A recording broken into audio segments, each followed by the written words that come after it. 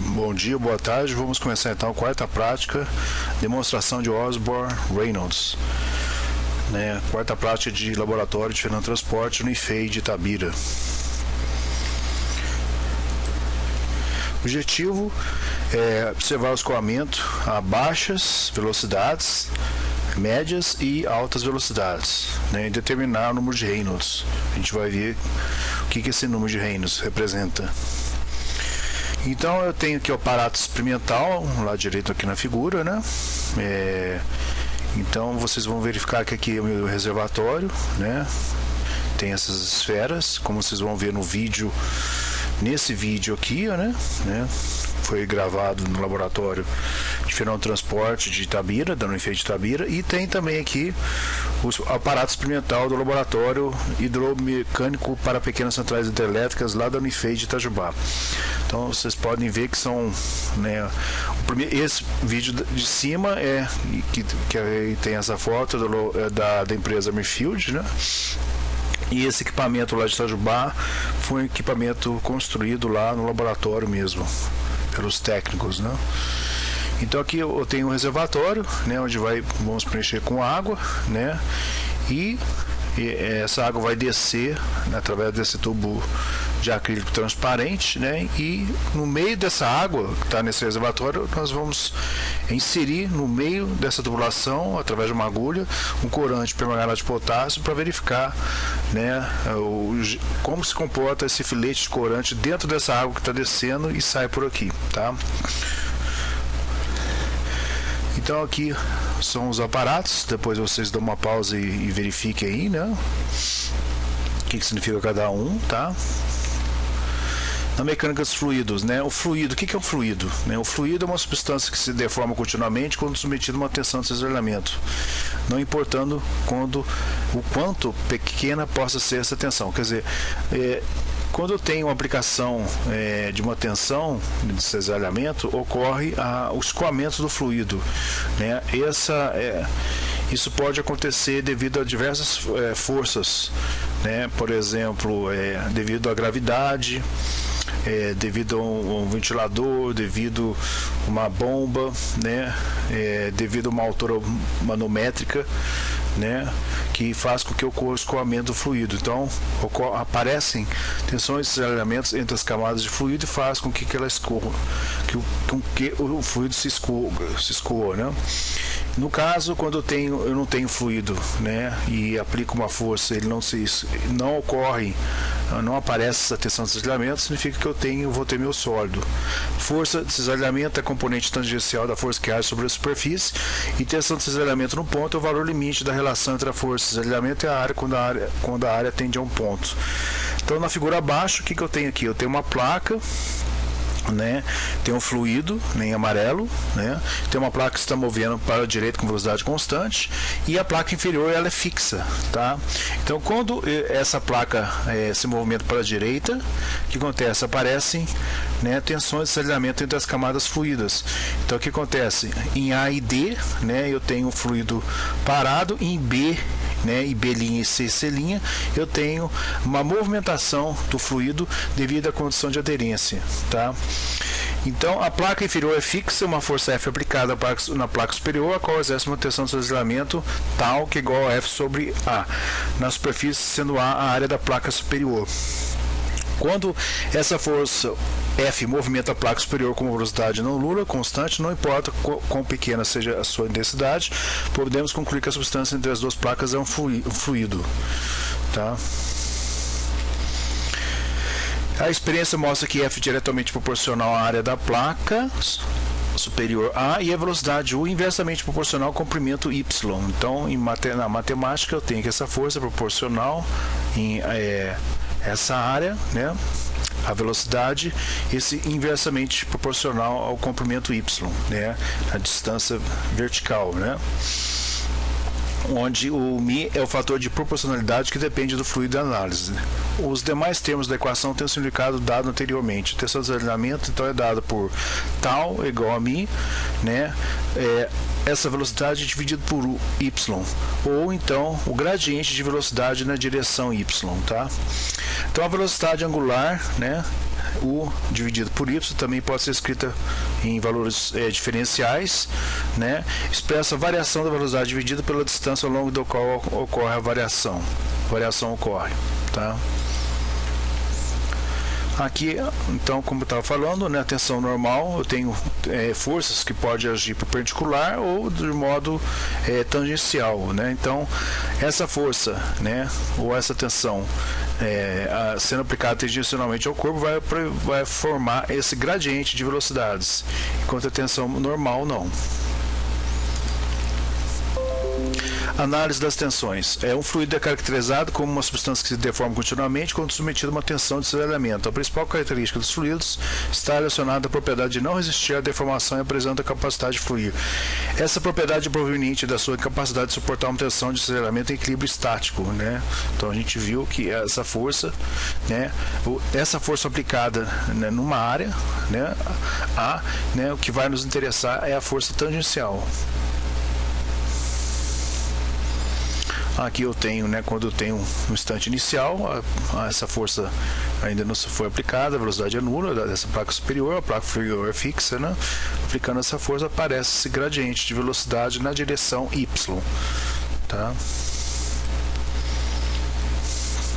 Aqui eu tenho um perfil de velocidade desenvolvido, né, no escoamento no interior de um duto, né? Então esse perfil ele vai variar se eu tiver velocidade, o perfil desenvolvido hidrodinamicamente, esse perfil vai variar e vai ser diferente se eu tivermos escoamento a baixa velocidade ou escoamento às altas velocidades, tá? Procure dar uma pesquisada qual o tipo de perfil que eu tenho para escoamento laminar desenvolvido, qual o perfil que eu tenho para escoamento turbulento desenvolvido. Tá? Aqui eu tenho, né, o escoamento que se desenvolve ao longo do comprimento LE, né? Então ele chama aqui de escoamento de entrada, né? E o escoamento desenvolvido ou estabelecido. Então eu preciso ter um comprimento para que o escoamento se desenvolva hidrodinamicamente. A camada limite, né, ela é uma região formada próxima de fluido, próxima à placa, onde eu tenho os maiores gradientes de velocidades. Numa simulação numérica eu tenho que utilizar, por exemplo, malhas computacionais específicas para poder captar essa grande variação dessa grandeza que é a velocidade. Aqui novamente repetindo, né? O slide ficou meio repetido aqui, a placa que está se movendo, o perfil de velocidade, ou gradiente de velocidade. Então essa força vai fazer com que apareça essa tensão de cisalhamento, né? Que é dada em Pascal, ou no metro quadrado, que é igual, ou antes, se eu não tivesse essa constante, né, que é a minha viscosidade absoluta, né, seria esse tal, essa tensão seria proporcional a esse gradiente de velocidade, tirando a proporção, e eu vou incluir essa constante aqui de proporcionalidade, que é a viscosidade dinâmica do fluido, né, que é dada em Pascal vezes segundo. Aqui a gente já comentou, né? Tensão de deslizamento é proporcional ao gradiente de velocidades e também é proporcional à viscosidade absoluta ou dinâmica. Aqui os fluidos podem ser classificados como newtonianos ou não newtonianos.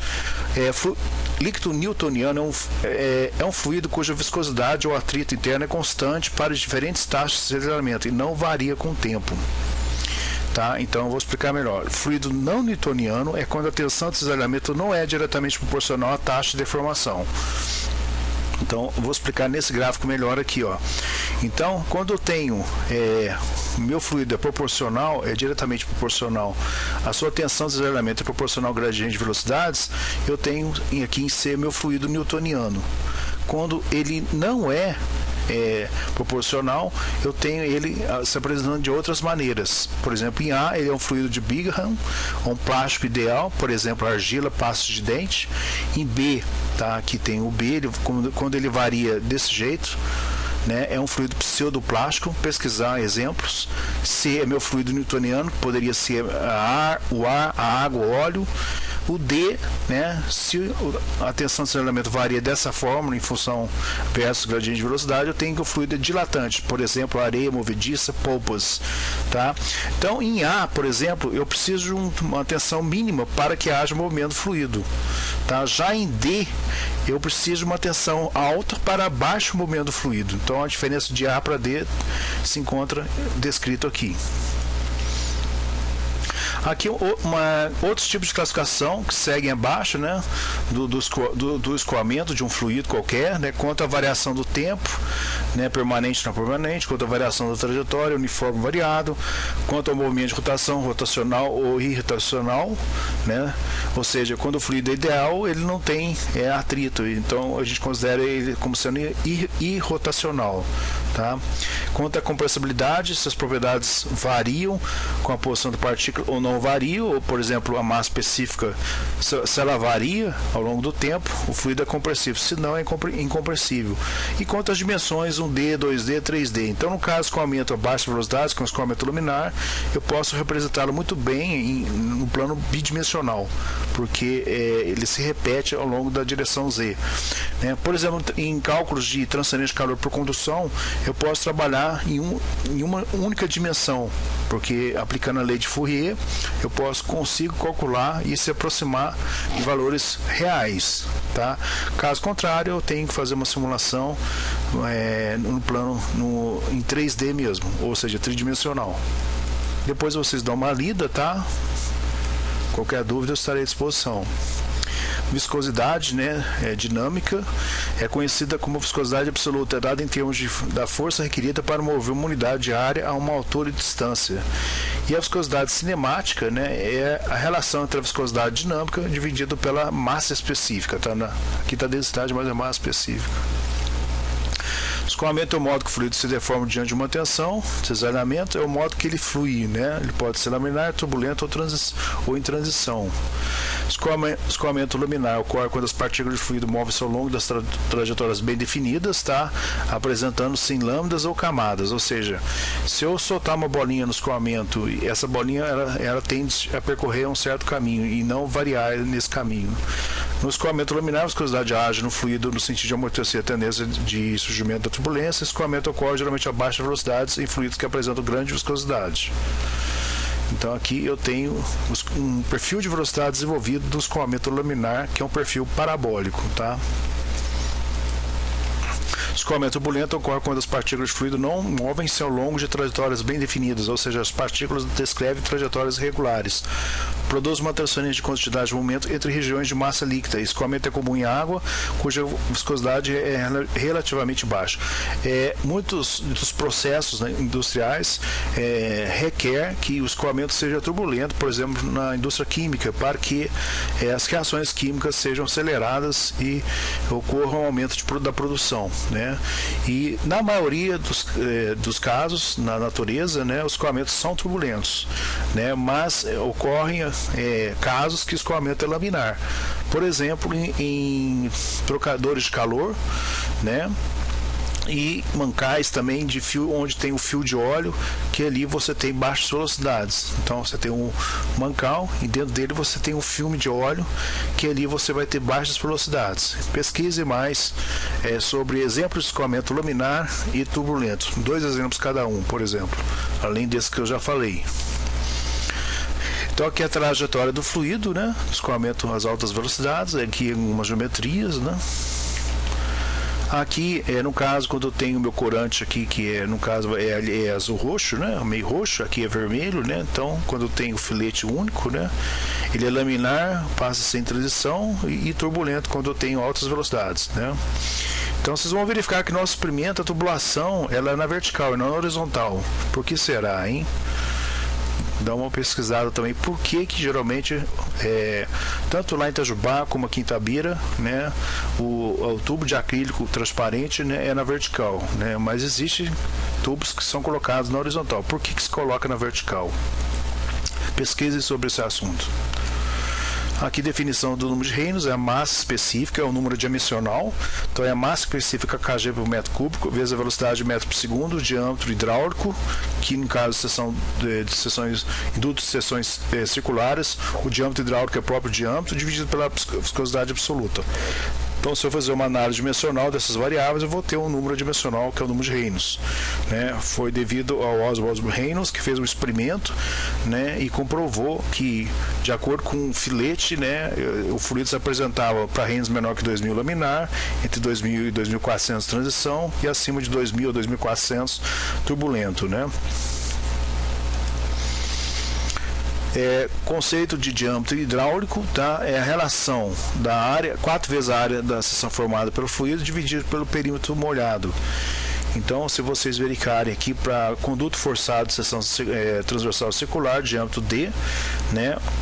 Eu tenho que o diâmetro hidráulico é igual a D, então meu número Reynolds vai dar esse valor aqui. Então, o número de Reynolds é muito utilizado para se comparar escoamentos diversos, né, e utilizados em artigos, livros, etc., para poder mostrar que, independente da viscosidade, qual a massa específica do fluido, né, qual a velocidade que ele se encontra, né, você pode comparar fluidos diferentes, mas com o mesmo número de Reynolds. Tá? Aqui o cálculo do diâmetro hidráulico no canal aberto com seção transversal retangular com dimensões mostradas abaixo, né? Depois vocês dão uma olhada. Tá? E novamente para tubos circulares eu chego nessa expressão. Então, diâmetro hidráulico para tubos circulares, diâmetro hidráulico é igual ao próprio diâmetro interno do tubo circular. Aqui, né, eu preciso ter no meu escoamento o que se chama regime permanente, ou seja, as variáveis não variam, né, ao longo do tempo. Então, a minha vazão mássica em 1, na seção 1, é igual à minha vazão mássica na seção 2. Vazão em massa ou vazão mássica em kg por segundo. Tá? Isso é característica que o meu escoamento está em regime permanente. Então, o escoamento não varia, ele pode variar de posição. Por exemplo, eu tenho próximo à parede de velocidade nula, no centro eu tenho velocidade máxima, mas nessa mesma posição ao longo da tubulação na direção X ele não varia. Importância de Reynolds, né? Por exemplo, no estudo em túnel aerodinâmico, onde se mede as forças de natureza, né, em asas de avião, né? Então o número de Reynolds é importante, porque você vai poder estudar tanto em protótipo que no modelo, né, usando o número de Reynolds e vai poder fazer experimentos em dimensões reduzidas, né? Então o número de Reynolds é importante na avaliação, né, do escoamento em torno de corpos, né, ou também no interior de dutos, né? Então, a importância do Reynolds, o número de Reynolds não tem como função apenas classificar o escoamento, pode-se afirmar com certeza que praticamente tudo que está relacionado com o escoamento tem seu estudo em função de Reynolds. A calibração de instrumentos até o estudo de modelos reduzidos, como eu falei, de barragens, eclusas, comportas, juntamente com os números de Froude e Mach em estudos de modelos reduzidos de visões, automóveis, etc. Aviões, automóveis, etc. Né? Então, tá aí, não é só classificar o escoamento laminar, transição, turbulento. Tem as suas importâncias também na calibração de instrumentos, né, e no estudo de modelos reduzidos, né, para que no desenvolvimento de projetos de barragens, comportes, etc. Né? Então você faz um modelo reduzido e nesse modelo reduzido você vai ter o mesmo número de Reynolds daquele modelo que vai ser construído, que é gigantesco, né? Opa. Vamos lá, parece que está passando aqui vamos ver. Número de Reynolds. Tá, agora duas grandezas adimensionais, né? Eu falei do número de Froude, né? Então, e o número de Mach, né? O número de Mach você já deve ter ouvido, né? O número de Mach representa a razão entre as forças iniciais e as forças de compressibilidade que atuam no escoamento.